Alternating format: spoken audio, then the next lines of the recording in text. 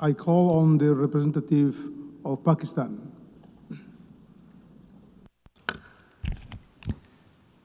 Mr. President, today we heard the familiar rhetoric from one member state. What was said was predictable, an attempt to malign Pakistan, relying on rhetoric and disinformation, yet as always, completely devoid of facts.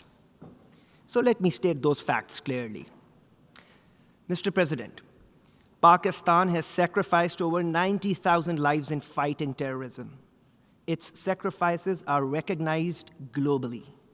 We are one of the strongest pillars in leading global efforts for combating terrorism, as also highlighted by my Prime Minister at this forum.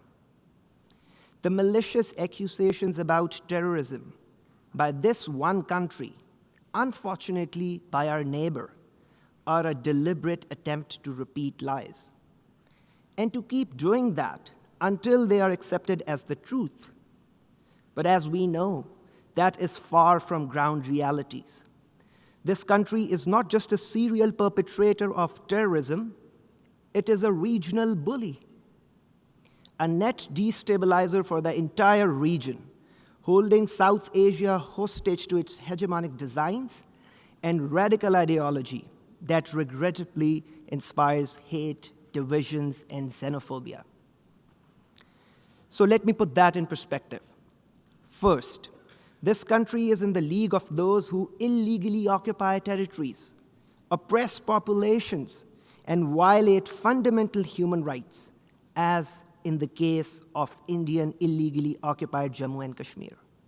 State terrorism in the form of extrajudicial killings, arbitrary arrests, detentions, stage encounters, and collective punishment under the cover of counterterrorism.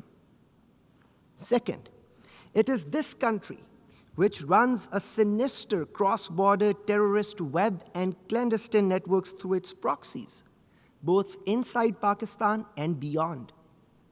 This country also holds the distinction of having its serving naval officer working for its intelligence agency, Commander Kulbhushan Jadhav, caught red-handed by Pakistan, involved in heinous acts of terrorism and sabotage. Third, we heard the bizarre and untenable claims surrounding the Pahalgam incident. It has become a routine script now.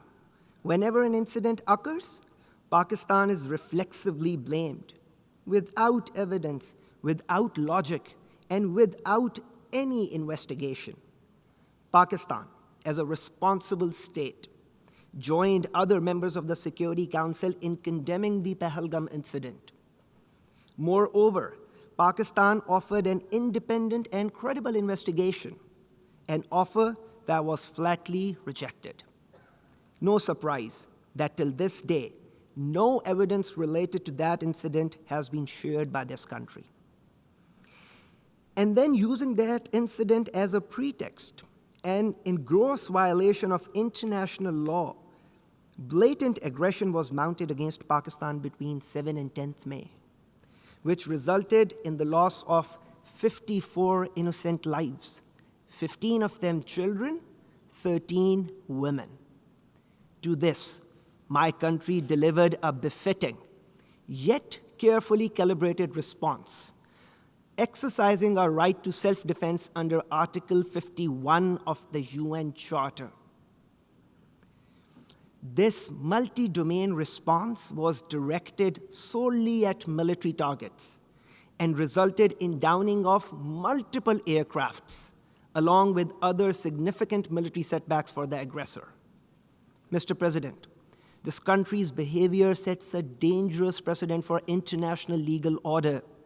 It is a template for states that seek to violate international law, undertake extraterritorial assassinations, threaten their neighbors, and commit acts of blatant aggression. Such unlawful and reckless behavior must not be ignored by the international community. Pakistan remains committed to peace. More than 1.9 billion people of South Asia, a quarter of the world's population, deserve prosperity and stability. But these goals cannot be achieved through threats and intimidation. True progress requires sincerity, mutual respect, dialogue, and diplomacy.